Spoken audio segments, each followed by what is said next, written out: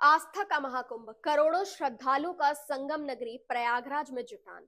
गंगा, यमुना और अदृश्य सरस्वती के पावन तट पर आस्था का सैलाब। लेकिन इस बार अमावस्या की रात एक त्रासदी ने इस महोत्सव को काफी ज्यादा दुखद बना दिया। प्रशासनिक आंकड़े कहते हैं कि भगदड़ में 30 लोगों की मौत हुई और कई लोग गंभीर रूप से घायल हुए हैं। मगर हकीकत ये है कि तमाम परिवार अब भी अपने गुम हुए परिजनों की तलाश में भटक रहे हैं। कभी मुर्दा घर के बाहर तो कभी अस्पतालों के दरवाजों पर। लेकिन सवाल यह उठता है कि क्या इस हादसे से बचा नहीं जा सकता था? क्या करोड़ों श्रद्धालुओं की सुरक्षा के इंतजाम इतने कमजोर थे कि भीड़ बेकाबू हो गई? सरकार का दावा है कि भगदड़ जैसी कोई भी घटना नहीं हुई। वहीं मंत्री संजय का कहना है कि जहां इतनी बड़ी भीड़ होती है वहां ऐसी छोटी मोटी घटनाएं तो हो जाती हैं।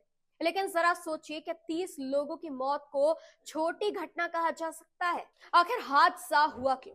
कई जानकारों और संतों का आरोप है कि प्रशासन का पूरा ध्यान वीआईपी मेहमानों पर था। आम श्रद्धालु को उनके हाल पर ही छोड़ दिया गया। 15-20 किलोमीटर पैदल चलकर श्रद्धालु स्नान तक पहुंचे, जबकि वीआईपी गाड़ियों के साथ सीधे घाट तक पहुंच गए। महंत प्रेमानंद गिरी ने प्रशासन की इस लापरवाही पर सवाल उठाते हुए कहा कि वीआईपी तुष्टीकरण में आम श्रद्धालु की जान से खिलवाड़ किया गया है। आज जब त्रासदी घट चुकी है, सरकार जाग गई है। वीआईपी पास रद्द कर दिए गए हैं। मेला क्षेत्र में गाड़ियों की एंट्री पूरी तरह से बिल्कुल ही बंद कर दी गई है।